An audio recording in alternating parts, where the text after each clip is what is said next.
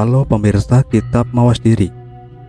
Dalam video kali ini, saya akan membawakan sebuah pembahasan yang berjudul Arya Penangsang di bagian kedua dalam episode Sultan Demak gugur di tangan Cipang Panolan.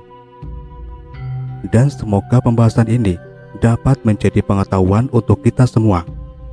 Tanpa berlama-lama lagi, langsung saja kita ke pembahasannya. Rombongan Sultan Demak V atau Sunan Kalijamat telah jauh meninggalkan wilayah Kudus.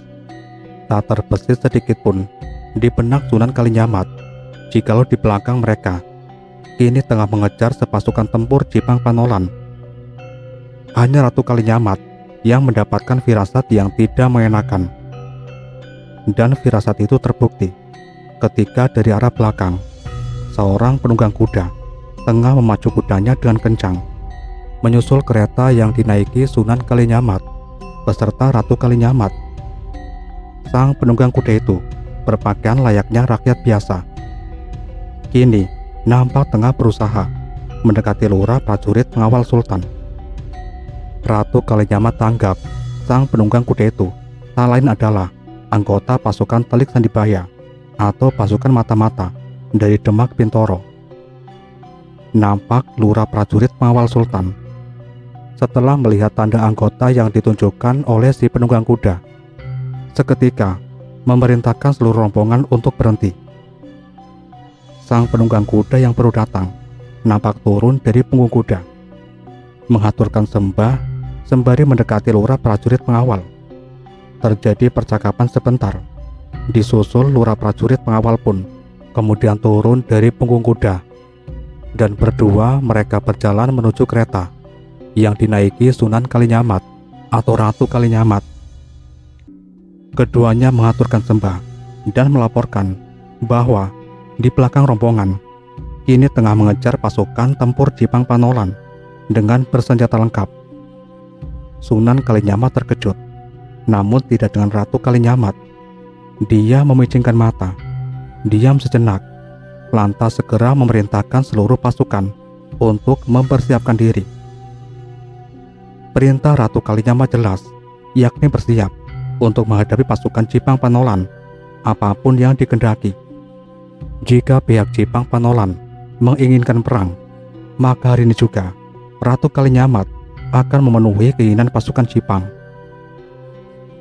Dua orang prajurit ditugaskan menuju ibu kota Demak untuk menyampaikan perintah tertinggi Sultan Demak V yang diwakili Ratu Kalijamat kepada seluruh angkatan bersenjata Demak agar mempersiapkan diri untuk memulai perang terbuka dengan pihak Cipang Panolan. Ratu Kalijamat sendiri yang memimpin rombongan pasukan pengawal. Dia kini keluar dari kereta dan menaiki seekor kuda. Ratu Kalijamat terlihat gagah dan anggun ketika duduk di atas punggung kuda. Sorot matanya garang sangat kontras dengan kecantikan wajahnya. Namun walaupun begitu, malahan nampak terlihat semakin anggun. Seluruh pasukan telah bersiap di tempatnya masing-masing, menunggu komando. Medan perbukitan yang kini tengah mereka jajaki telah siap mereka jadikan ajang pertempuran.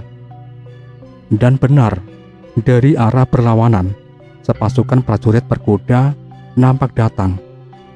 Jelas, atribut yang mereka kenakan memang berasal dari pasukan Cipang Panolan. Dari kejauhan, melihat pasukan Demak telah siap tempur, pasukan Cipang yang baru datang tersebut langsung menghunus senjata masing-masing dan langsung menyerbu pasukan Demak. Ratu Kalijamat dengan tenang menghunus kerisnya. Diangkatnya keris tersebut tinggi-tinggi dengan tangan kanannya. Lantas, setelah dirasa sudah saatnya, Ratu Kalijamat sontak lantang berteriak untuk memberikan komando. Gemuruh dan hiruk-pikuk suara pasukan Cipang Panolan yang tengah maju kini berbaur dengan gemuruh pakikan pasukan Demak yang juga maju menyambut kedatangan mereka. Pertempuran tak terelakkan lagi. Ratu Kalijamat dan Sunan Kalijamat yang kini juga ikut turun dari kereta berganti menaiki seekor kuda mengamuk di medan laga. 1-2 prajurit Jepang terbabat keris Ratu Kalinyamat tepat di leher. Sontak menjerit kesakitan dan sekarat dengan leher menganga mengucurkan darah segar. Sungguh luar biasa sosok Ratu Kalinyamat. Di balik kecantikan dan keanggunannya, kini dia berubah menjadi harimau betina yang pilih tanding. Kerisnya menyambar ke sana kemari dengan cepat dan lihai. Di pihak Jipang Panolan dipimpin oleh Patih Matahun, patih sepuh yang semenjak dulu setia mengabdi kepada Pangeran Suryawiyato dan sempat menghilang beberapa tahun semenjak pemberontakan Pangeran Suryawiyato dapat dipatahkan. Kini, setelah Arya Penangsang tampil ke depan, patih sepuh ini ikut tampil kembali. Banyak prajurit Demak yang meregang nyawa terkena amukan Patih Matahun. Kelincahannya sangat mengagumkan. Kerisnya menjijit ke sana kemari, mengincar nyawa pasukan Demak. Tingkah Patih Matahun menyita perhatian Ratu Kalinyamat. Harimau betina ini menggeram. Digebraknya kuda dan dengan sangat berani menyibak pertempuran dan melaju ke garis depan. Tujuan Ratu Kalinyamat tak lain adalah Patih Matahun. Jika berkelahi dengan tangan kosong, Ratu Kalinyamat mungkin kalah tenaga dengan Patih Matahun. Namun jika beradu keahlian bermain keris, maka jangan sekali-kali meremehkan Ratu Kalinyamat. Keris Ratu Kalinyamat menjijit, tak terduga, menelusup daerah vital lawan. Banyak prajurit Jepang yang ciut nyalinya melihat kelihayan Ratu Kalinyamat dalam bermain keris. 1-2 prajurit Jepang meregang nyawa sia-sia manakala hendak mencoba menghadang laju kuda harimau betina ini. Dan Patih Matahun baru menyadari jika kini Ratu Kalinyamat tengah menuju ke arahnya. Patih sepuh ini segera bersiap diri. Ratu Kalinyamat terkenal mahir bermain keris, dan Patih Matahun tidak berani sembarangan menghadapi perempuan cantik ini. Dan benar, begitu jarak mereka sudah sedemikian dekat, sembari terus memacu kudanya, Ratu Kalinyamat menyapatkan keris ke arah Patih Matahun. Serangan itu mengincar leher. Patih Matahun mencoba menghindar dengan cara memutar kudanya. Tapi ternyata, begitu jarak keris sudah sedemikian dekat, mendadak Ratu Kalinyamat mengubah serangan mengarah ke perut. Begitu cepat dan tak terduga, Patih Matahun kaget setengah mati. Tak urung, perutnya terkena sapatan keris Ratu Kalinyamat. Untung cuma tergores, namun bagaimanapun juga, lukanya cukup lumayan. Patih Matahun menggeram marah. Putri Sultan Trenggono ini ternyata memang mahir bermain keris. Jarang bisa ditemukan sosok seperti ini. Walaupun seorang laki-laki sekalipun, Patih Matahun kini tak berani bermain-main lagi. Pertempuran semakin sengit. Denting senjata diiringi teriakan-teriakan nyalang terdengar di sana-sini. Diselingi peki kesakitan dari mereka-mereka yang tengah terbabat senjata lawan atau yang tengah menggelepar meregang nyawa. Mayat telah banyak bergelimpangan dengan darah membasah. Namun, jumlah pasukan Demak memang kalah banyak dengan jumlah pasukan Jipang. Perlahan dan pasti, pasukan Demak terpukul mundur. Dan yang mengejutkan, terdengar teriakan-teriakan pasukan Jipang Panolan di tengah-tengah pertempuran. Teriakan itu bersaut-sautan. Sultan Demak wis mati, yang artinya Sultan Demak sudah tewas. Ratu Kalinyamat terkejut mendengar bunyi teriakan-teriakan itu, dan konsentrasinya seketika buyar. Patih Matahun tak menyia-nyiakan kesempatan itu. Ditubruknya tubuh Ratu Kalinyamat. Patih Matahun melompat dari punggung kuda, menabrakkan tubuhnya ke tubuh Ratu Kalinyamat. Ratu Kalinyamat yang tak menduga akan hal itu tak sempat menghindar. Tubuhnya kontan tertimpa tubuh Patih Matahun. Keduanya jatuh terguling-guling di atas tanah.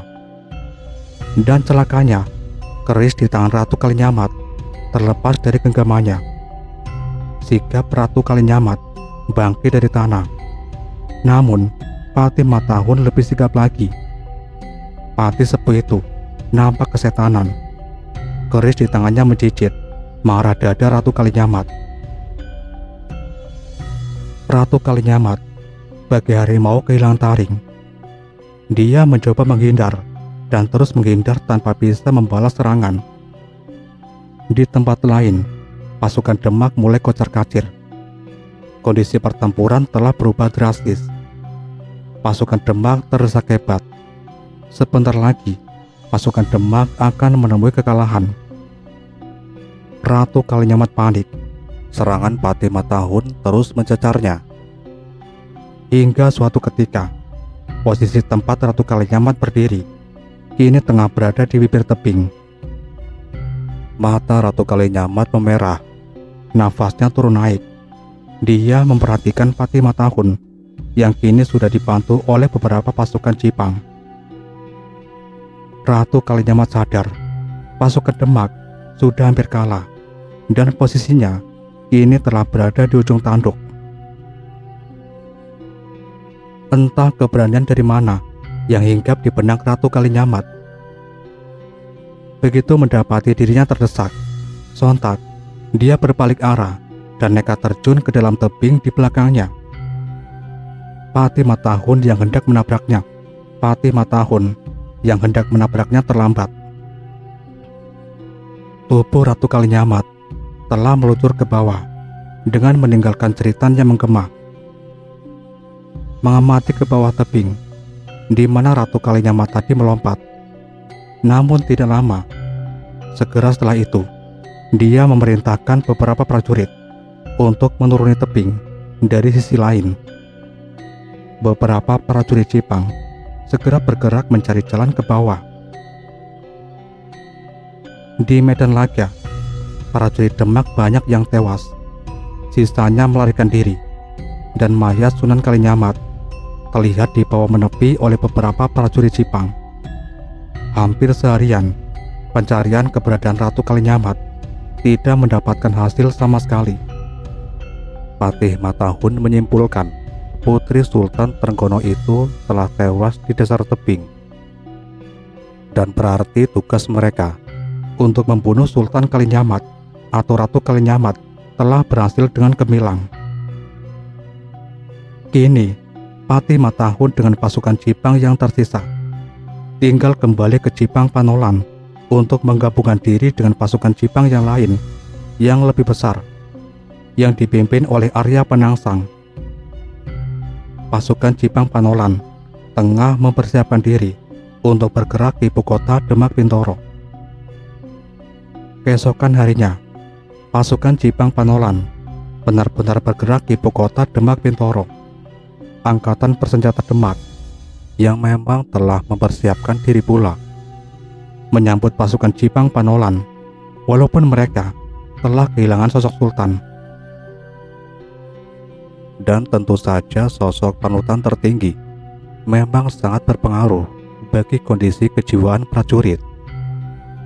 Pasukan Demak telah kehilangan semangatnya. Bahkan banyak kesatuan-kesatuan yang menyeberang ke pihak Jipang Panolan. Peperangan antara Jipang Panolan dan Demak Bintoro tidak memakan waktu lama. Demak Bintoro berhasil ditaklukkan dengan sangat mudah. Para personil angkatan bersenjata Demak yang anti Jipang banyak yang melarikan diri ke Kadipaten Pajang. Mereka mengabarkan kejatuhan Demak Bintoro di tangan Arya Penangsang, mengabarkan wafatnya Sultan Demak V beserta Ratu Kalinyamat, dan kini mereka hendak bergabung ke dalam angkatan bersenjata Pajang. Pajang Gempar, Adipati Adiwijaya atau Jaka Tingkir yang memang sudah lama mempersiapkan diri untuk menghadapi situasi seperti ini, segera memerintahkan angkatan bersenjata Pajang untuk semakin mempersiapkan diri dengan Jipang Panolan. Situasi benar-benar memanas. Peperangan antara Jipang Panolan yang mayoritas diperkuat dengan barisan Islam Putihan dengan Pajang yang mayoritas diperkuat dengan barisan Islam Abangan, barisan Islam Abangan dan Siwa Buddha sudah tampak di depan mata. Bahkan terdengar kabar lagi, Jepara kini telah diserang oleh Jipang Panolan. Para senopati Pajang telah meminta kepada Adipati Adiwijaya untuk mengeluarkan maklumat perang dengan Jipang Panolan. Namun atas saran Ki Mas Manca, Ki Mas Wila, Ki Wuragil, Ki Ageng Pamanahan, dan Ki Juru Mertani, seyogyanya Adipati Adiwijaya untuk sementara waktu melihat reaksi Dewan Wali Songo atas peristiwa tersebut. Jika Dewan Wali Songo nampak tidak menyetujui tindakan Arya Penangsang, maka tidak ada salahnya jika Pajang mengangkat senjata yang terbuka. Namun, manakala pihak Dewan Wali Songo malah merestui tindakan Arya Penangsang, maka harus dicari jalan lain demi menghadapi Jipang. Tidak boleh terlihat di permukaan bahwa Pajang melawan Jipang. Jika Dewan Wali berpihak kepada Jipang, namun harus ada tangan ketiga yang seolah-olah lepas dari Pajang yang harus menghadapi Jipang Panolan. Sikap Dewan Wali Songo belum jelas, namun sikap Sunan Kudus sudah terbaca. Sunan Kudus menyetujui tindakan Arya Penangsang. Adipati Adiwijaya harus sabar menunggu reaksi Dewan Wali Songo. Sebab, jika gegabah menyerang Jipang dan ternyata Dewan Wali Songo merestui Jipang, bisa jadi Cirebon dan Banten akan diperintah Dewan Wali Songo membantu Jipang. Itu berarti Pajang harus menghadapi 3 kekuatan sekaligus. Adipati Adiwijaya sebenarnya sudah tidak sabar ingin menghadapi dengan Arya Penangsang yang katanya tak terkalahkan tersebut. Biarpun Sunan Kudus berada di belakang Arya Penangsang, Adipati Adiwijaya alias Cakatingkir tidak gentar sedikit pun. Namun saran dari pembantu-pembantu mereka, pembantu-pembantu terdekatnya, memang patut dijadikan bahan pertimbangan. Walaupun istri sang adipati, Nima Sekaring Kedaton, terus menangis mendengar 2 kakak kandungnya, yaitu Sunan Prawoto dan Ratu Kalinyamat, telah tewas di tangan pasukan Jipang Panolan. Nima Sekaring Kedaton memohon kepada Adipati Adiwijaya agar berjanji membalaskan dendamnya kepada Arya Penangsang. Adipati Adiwijaya atau Cakatingkir tidak bisa menolak permintaan istri kesayangannya tersebut. Namun bagaimanapun juga, reaksi dari Dewan Wali Songo memang patut ditunggu. Setelah reaksi dari Dewan Wali keluar, maka saat itulah Pajang akan bergerak. Ki Ageng Pamanahan dan Ki Juru Mertani di pihak Pajang telah sekian lama mengabdi 2 orang keturunan Raden Bondan Kejawen. Kedua orang ini memang sengaja dititipkan oleh Sunan Kalijaga kepada Adipati Adiwijaya. Mereka adalah Ki Ageng Pamanahan dan Ki Juru Mertani. Ki Ageng Pamanahan atau Ki Gede Mentaram. Ki Ageng Pamanahan adalah putra Ki Ageng Manganiselo. Ki Ageng Manganiselo adalah putra Ki Ageng Selo. Ki Ageng Selo adalah putra dari Ki Getas Pendawa. Ki Getas Pendawa adalah putra dari Raden Bondan Kejawen atau Ki Ageng Tarup II. Dan Raden Bondan Kejawen adalah putra selir Prabu Brawijaya V dengan Dewi Wandan Kuning atau Dewi Bondrit Cemara, putri yang berasal dari daerah Wandan atau Bandanira sekarang. Sedangkan Ki Juru Mertani adalah putra dari adik Ki Ageng Selo. Ki Ageng Selo memiliki 7 orang adik perempuan, dan salah satunya menurunkan Ki Juru Martani. Usia Ki Juru Martani dengan Ki Ageng Pemenahan tidaklah terpaut jauh.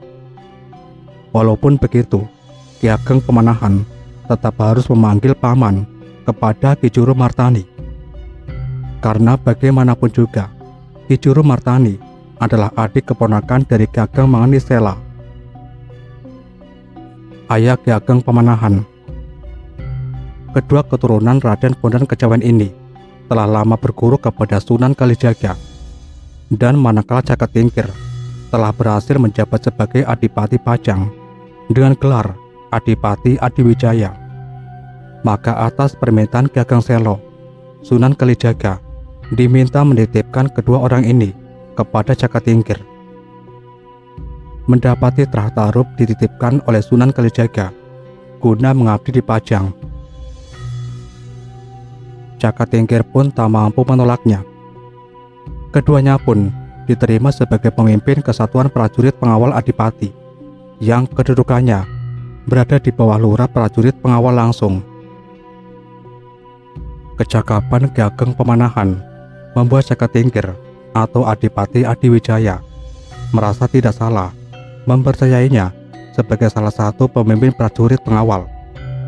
Ditambah kepintaran Ki Juru Martani dalam hal siasat politik maupun militer, membuat Adipati Adiwijaya akhirnya mengangkat Ki Ageng Pemenahan sebagai Lurah Prajurit Pengawal Adipati dan Ki Juru Martani sebagai wakilnya.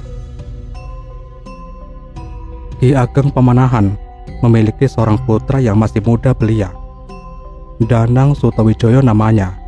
Kedekatan Ki Ageng Pemenahan secara pribadi dengan Adipati Adiwijaya membuat Danang Sutawijaya pada akhirnya diambil putra angkat oleh sang Adipati dan dijadikan teman bermain Pangeran Benowo, putra sang Adipati yang usianya juga tak terpaut jauh dengan Danang Sutawijaya. Maka, jika Adipati Adiwijaya secara pribadi dekat dengan Ki Ageng Pemenahan, Pangeran Benowo pun sangat akrab dengan Danang Sutawijaya. Jalinan persaudaraan pun tercipta antara keluarga Adipati dan keluarga Ki Ageng Pemenahan. Hingga suatu hari, datanglah seorang pemuda dusun yang memohon untuk menghadap kepada Adipati Adiwijaya. Kehadiran pemuda ini menggemparkan sisi kadipaten, karena dia mengaku telah diutus secara langsung oleh Ratu Kalinyamat. Tanpa menunggu waktu, Adipati Adiwijaya memerintahkan pemuda itu untuk segera menghadap kepadanya. Sampai di sini dulu pembahasan kita kali ini, dan nantikan kelanjutan pembahasan ini di video berikutnya. Tetap di channel Kitab Mawas Diri.